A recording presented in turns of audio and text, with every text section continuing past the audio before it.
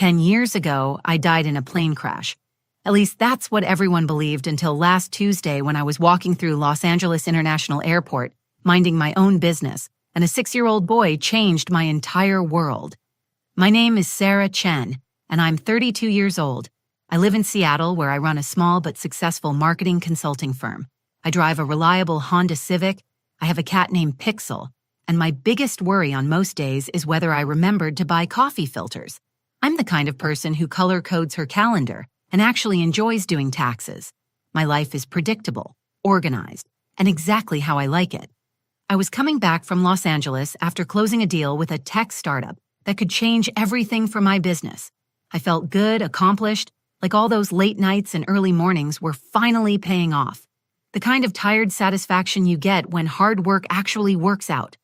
I was already planning my celebration dinner, thinking maybe I'd splurge on that expensive sushi place near my apartment. The airport was typical LAX chaos. Families dragging oversized suitcases, business travelers glued to their phones, that constant hum of announcements and conversations in a dozen different languages. I was checking my phone for my Uber when I heard this little voice, scared and desperate, calling out for his mommy. That's when I saw him. This tiny boy with dark hair and the biggest brown eyes I've ever seen, standing in the middle of all these rushing people like he was completely lost. He was maybe 6 years old, wearing a Spider-Man backpack that looked almost as big as he was, and he had that look kids get when they're trying really hard not to cry but failing. My heart broke a little. I've always been a sucker for kids in distress, even though I don't have any of my own. Something about their complete vulnerability just gets to me every time. So I walked over, thinking I'd help him find airport security, or maybe spot his parents in the crowd. But before I could say anything, this little boy looked up at me and his whole face lit up like Christmas morning. He ran straight to me, wrapped his arms around my legs, and said the words that would turn my entire life upside down. "Mommy, you're here. Daddy said you were coming back." I felt my heart skip, not from joy, but from confusion. I gently pulled back and knelt down to his level, giving him my warmest smile. "Sorry, buddy, I think you've got the wrong person. I'm not your mom. Are you lost? Let's find your daddy, okay?"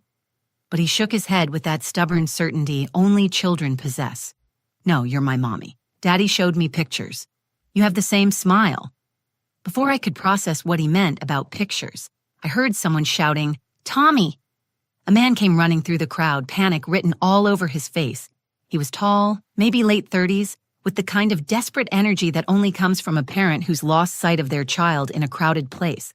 When he reached us, when he saw his son standing next to me, everything changed. The relief on his face shifted to something else entirely. Shock. Recognition. Something that looked almost like terror. He stopped running. He stopped moving altogether. He just stood there staring at me like he'd seen a ghost, and maybe he had. The color drained from his face. His mouth opened, but no words came out.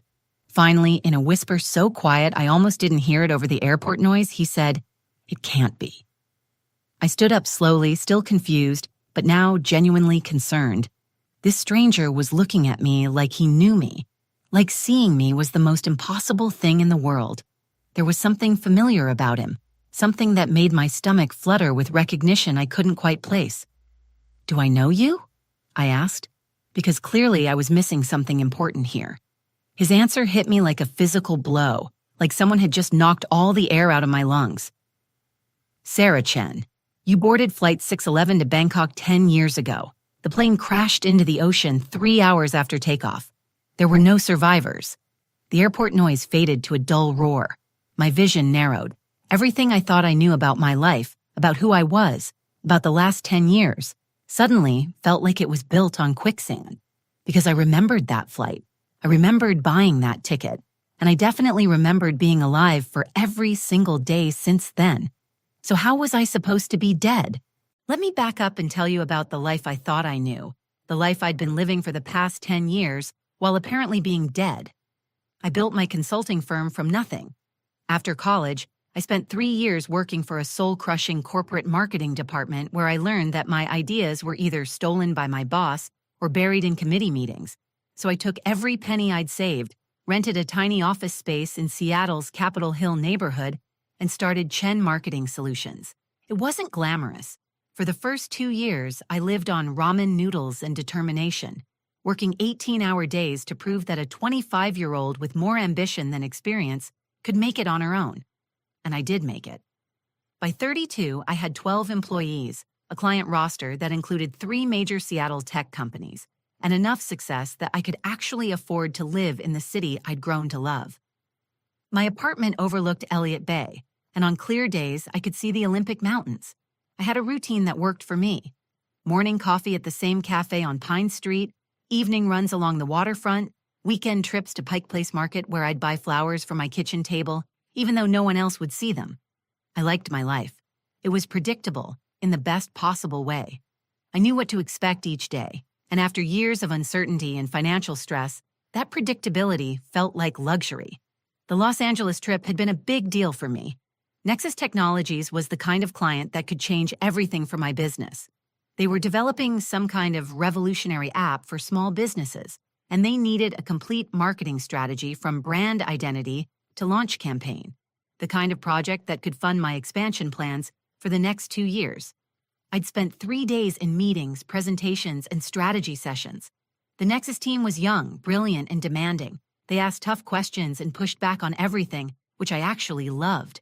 By the 3rd day, when their CEO shook my hand and said, "We're going to make this work, Sarah," I felt like I was floating.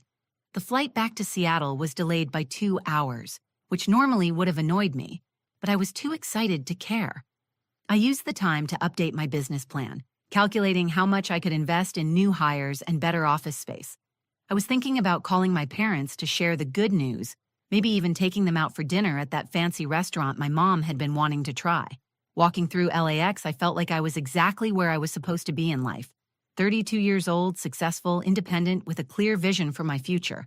I wasn't married, didn't have kids, but that felt like a choice, rather than something missing. I dated occasionally, but I'd never met anyone who made me want to change my carefully constructed life. I remember thinking, as I waited for my ride, that this was what happiness felt like. Not the explosive kind you see in movies, but the quiet, steady kind that comes from building something meaningful with your own hands. The terminal was busy, but not overwhelming. I'd traveled enough for business that airports felt familiar rather than stressful. I found a spot near the pickup area where I could see the street and started scrolling through emails on my phone. My assistant had already scheduled 3 new client meetings for the following week. My biggest worry was whether I'd have time to grocery shop before my cupboards were completely bare. That's when I heard the crying. Not the dramatic sobbing of an adult having a breakdown, but the scared, confused crying of a child who doesn't understand why the world suddenly doesn't make sense. I looked up from my phone and saw this little boy standing about 20 feet away, turning in circles like he was looking for something or someone. He was small for what I guessed was 5 or 6 years old, with straight, dark hair that kept falling into his eyes. He wore jeans and a red t-shirt under a denim jacket that was too big for him, and he clutched a Spider-Man backpack like it was the only thing keeping him anchored to the world. His face was scrunched up in that way kids get when they're trying really hard to be brave, but failing. My heart did that thing it always does when I see a child in distress. I've never had kids of my own, but I've always had this protective instinct that kicks in automatically. Maybe it comes from being the oldest of 3 kids, or maybe it's just who I am, but I can't see a scared child without wanting to help. I put my phone away and started walking toward him, planning to ask if he was lost and help him find airport security or his parents. Simple, straightforward, the kind of small kindness that makes you feel good about yourself. I had no idea I was walking toward the moment that would destroy everything I thought I knew about my own existence. The moment I got close enough to speak to the little boy, everything changed in a way I still can't fully explain. He looked up at me with those huge brown eyes, and instead of the wariness most lost children show toward strangers, his face broke into the biggest smile I'd ever seen. Pure joy, like someone had just handed him everything he'd ever wanted for Christmas. "Mommy!" he shouted, launching himself at my legs with the complete trust only children possess. "You're here! Daddy said you were coming back." The collision knocked me off balance, both physically and emotionally. I felt his small arms wrap around my thighs, his face pressed against my hip, and this overwhelming wave of protectiveness washed over me. But underneath that was confusion, because this child clearly thought he knew me. I gently placed my hands on his shoulders and crouched down to his eye level, keeping my voice calm and warm. "Hey there, buddy. I think you might have me confused with someone else. I'm not your mommy, sweetheart. Are you lost? What's your name?"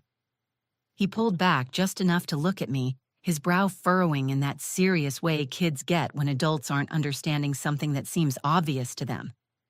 "I'm Tommy," he said, like that explained everything. "And you're my mommy.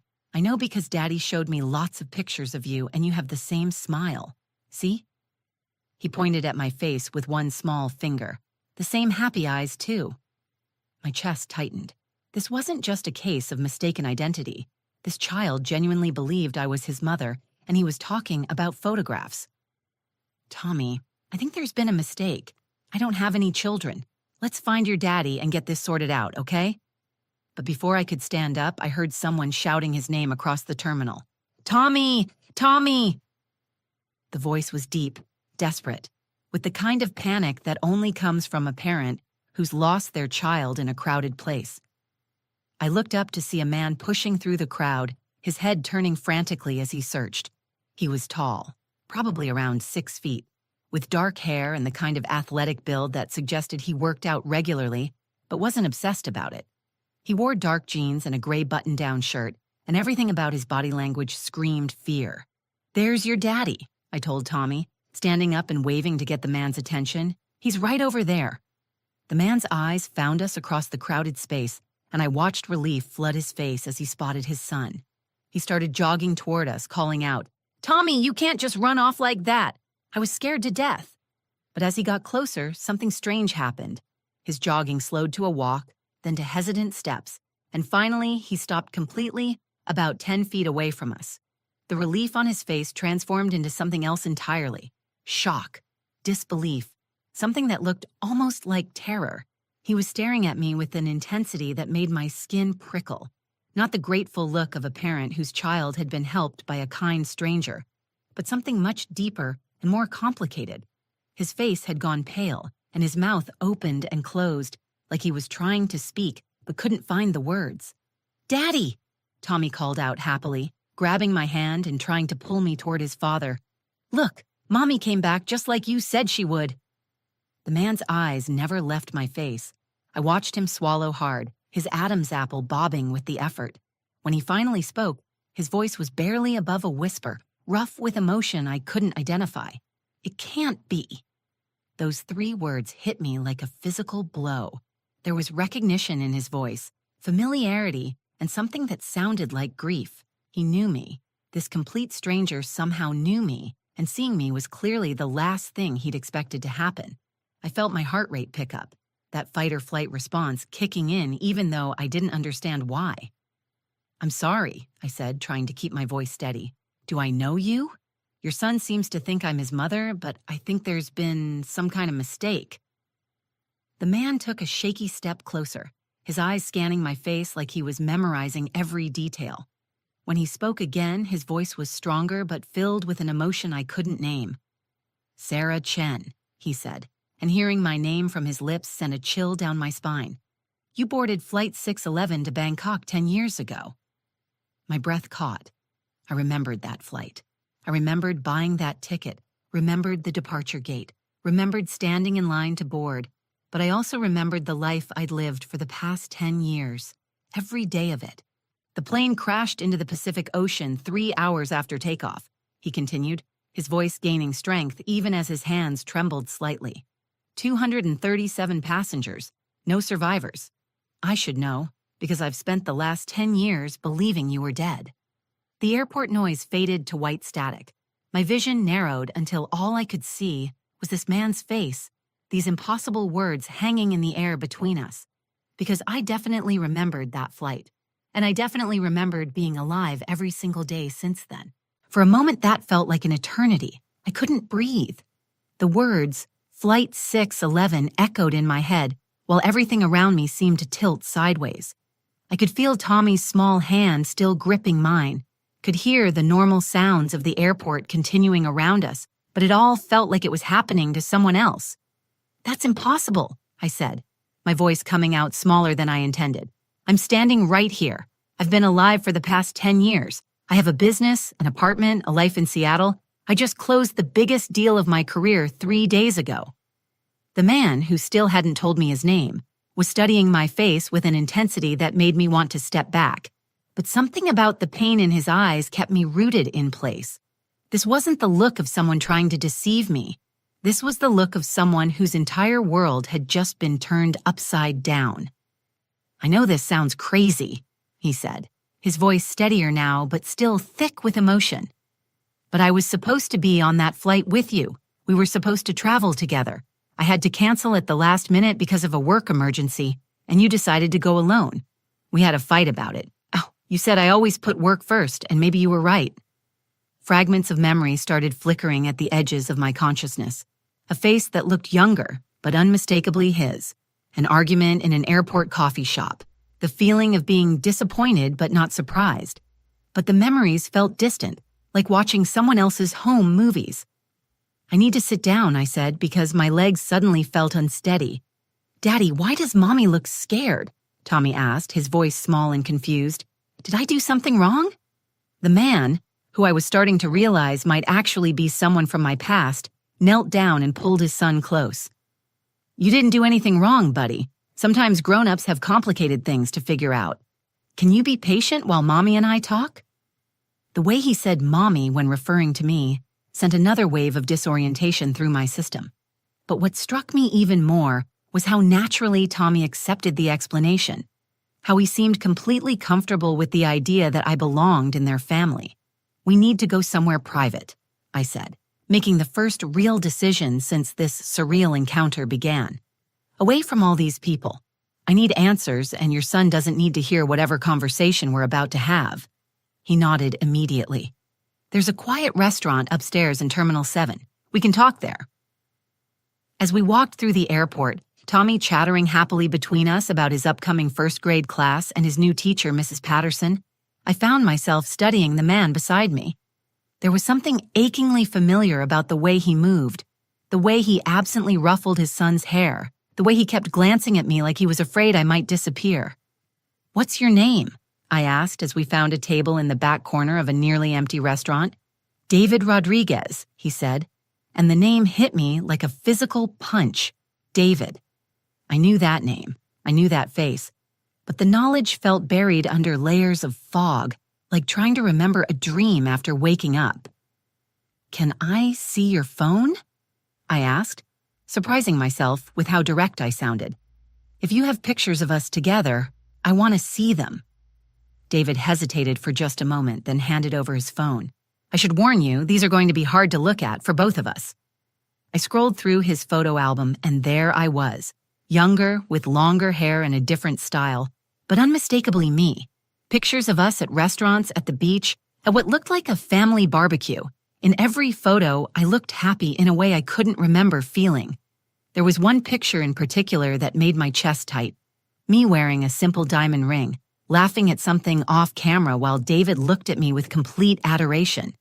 "We were engaged," he said quietly, watching my face as I stared at the photo. "You said yes 6 months before the trip. We were going to get married when you got back from Bangkok." "Why don't I remember this clearly?" I asked, my voice barely above a whisper. "I remember fragments, pieces, but it's like looking at someone else's life." "I don't know," David said, "but I need to understand what happened, how you survived when everyone else died, where you've been for 10 years, how you built a whole new life." I looked at Tommy, who was drawing on a napkin with a crayon the waitress had given him, completely oblivious to the fact that his world might be about to change as dramatically as mine already had. "I need to research this flight," I said, pulling out my own phone. "I need to see the passenger manifest, the crash reports, everything. Because either I'm losing my mind or something impossible happened 10 years ago." "We'll figure it out together," David said. And something about the way he said it made me believe him. For the first time since Tommy had called me Mommy, I felt like I could breathe again. David pulled out his laptop while I used my phone to search for information about Flight 611. Tommy had fallen asleep in the booth next to his father, his small head resting on David's arm, completely peaceful while the two adults in his life tried to solve an impossible puzzle. The first search result made my stomach drop. Pacific Airways Flight 611. Crashes en route to Bangkok. 237 dead, no survivors. The headline was from the Seattle Times, dated exactly 10 years and 3 months ago. I clicked on the article with trembling fingers. The details were horrifying.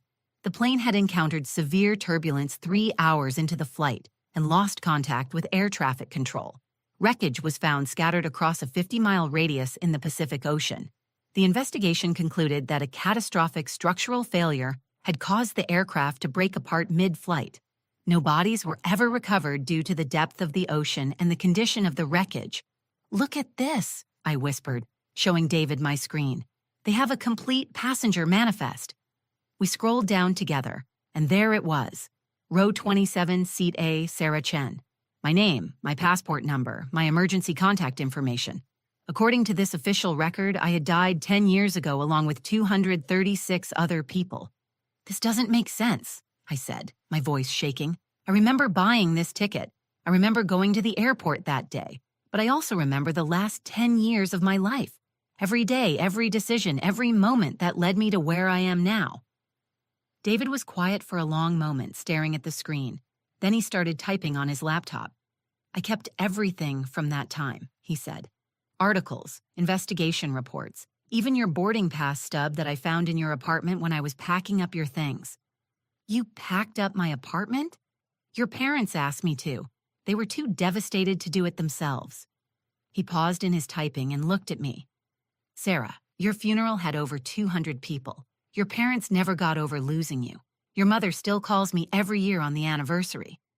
The weight of this revelation hit me like a physical blow. My parents thought I was dead. They had grieved for me, buried an empty coffin, spent 10 years mourning a daughter who was actually alive, and building a successful business 3 states away. "I need to call them," I said, reaching for my phone. "Wait," David said, catching my wrist gently. "Look at this first." He had pulled up what looked like an internal airline document, some kind of last-minute passenger change log. "I got this from a friend who worked for Pacific Airways back then. Look at the entry for your seat." The screen showed a notation. "Passenger change, 1645, S. Chen ticket transferred to E. Vasquez. Medical emergency documentation provided." I stared at the screen, and suddenly a memory surfaced with crystal clarity. The airport 10 years ago.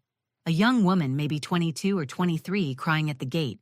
She had been speaking rapid Spanish into her phone, and I had caught enough to understand that her mother was dying in a hospital in Bangkok. "Elena Vasquez," I whispered. "Oh my God, I remember her." The memory came flooding back like a dam bursting. I had been having second thoughts about the trip, about running away from my problems with David, about leaving my life behind to teach English in Thailand. I was standing in line to board when I heard this young woman pleading with the gate agent, explaining that she had been trying to get home to see her dying mother but couldn't afford a ticket. "I gave her my ticket," I said, the words tumbling out as the memory became clearer. "She was so desperate, and I was having doubts about the whole trip anyway. I thought it was a sign. I gave her my boarding pass and my passport, told her to use my name. The gate agent didn't look too closely at the photo because we had similar coloring." David stared at me in amazement.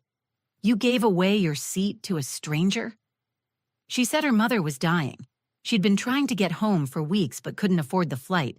I had bought my ticket impulsively after our fight, and standing there, watching her cry, it felt like the universe was telling me something." I paused, the full weight of what had happened settling over me.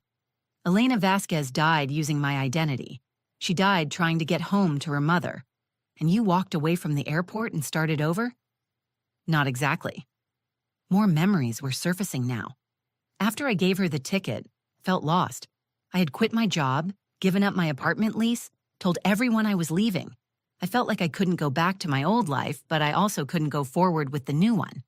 I spent that night in an airport hotel, and by morning I had decided to disappear completely, start fresh somewhere else. David was quiet for a long moment, processing this information. "You could have called me. You could have told me what happened." "I was angry at you," I admitted. "And I was young and stupid, and thought dramatic gestures were the same thing as real solutions. I moved to Seattle, got a fake ID, built a new life from scratch. While I spent 10 years believing you were dead. The pain in his voice was unmistakable, and I felt the full weight of what my decision had cost him, cost my parents, cost everyone who had loved me. "I'm so sorry," I said, tears finally starting to fall. "I had no idea what I was putting you through." The silence that followed my apology stretched between us like a chasm filled with 10 years of grief, missed opportunities, and the weight of choices that had changed everything. David was looking at me with an expression I couldn't read, while Tommy slept peacefully against his father's shoulder, unaware that the woman he had mistaken for his mother had just confessed to accidentally faking her own death. "I need to call my parents," I said finally, my voice barely steady. "They need to know I'm alive." David nodded slowly. "They moved to Arizona 5 years ago. Your mother said Seattle had too many memories. She couldn't walk past the coffee shop where you used to meet her for lunch without breaking down." Each detail hit me like a physical blow. My mother's favorite coffee shop, our monthly lunch dates, the life I had abandoned without considering the collateral damage. "What about my sister?" "My brother." "Amy lives in Portland now. She named her daughter Sarah after you. And Michael, he became a grief counselor. He said losing you made him want to help other families cope with sudden loss." I had to put my head in my hands.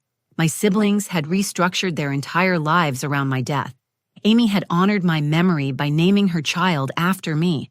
Michael had chosen a career path motivated by the trauma of losing his sister. The ripple effects of my thoughtless decision had shaped a decade of other people's lives. "I destroyed so many people," I whispered. "You made a choice," David said, his voice gentler than I deserved. "A young, impulsive choice that saved Elena's life and cost us all 10 years of grief. But Sarah, you also built something beautiful. You have a successful business. You've helped other companies grow. You've created jobs for people. That matters too."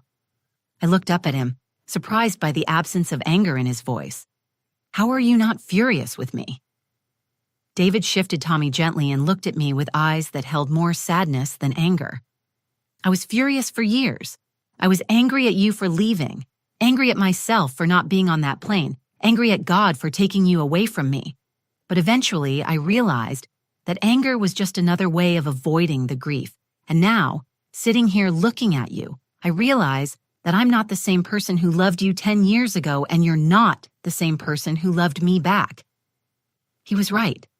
The woman in those photographs, laughing and carefree and wearing his engagement ring, felt like a stranger to me. The man sitting across from me was older, weathered by loss and responsibility, shaped by experiences I hadn't shared. "Tell me about Tommy's mother," I said, because I needed to understand the life David had built in my absence. "Maria," he said, his voice soft with memory. "I met her 4 years after the crash. She was a teacher, kind and patient and nothing like you, which is probably why I was able to love her. She never tried to replace what we had. She just offered something different." He paused, looking down at his sleeping son. "She died in a car accident when Tommy was 4. Drunk driver ran a red light." The weight of his losses, the idea that he had loved and lost again, made my chest tight with sympathy. "I'm so sorry, David." "Tommy barely remembers her," he continued. "But I kept pictures of you too. Told him stories about the woman I had loved before his mom.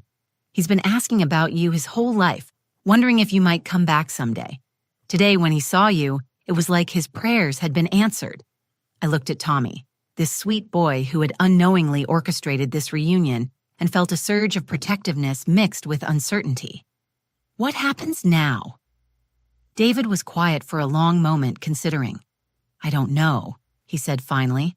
"I'm not the same man who was going to marry you, and you're not the same woman who is going to marry me. But Tommy sees you as part of his family, and maybe we owe it to him to figure out what that means." "I need to go back to Seattle," I said. "I have a business to run, employees depending on me, but I also need to call my parents, my siblings. I need to figure out how to come back from the dead without destroying the life I've built.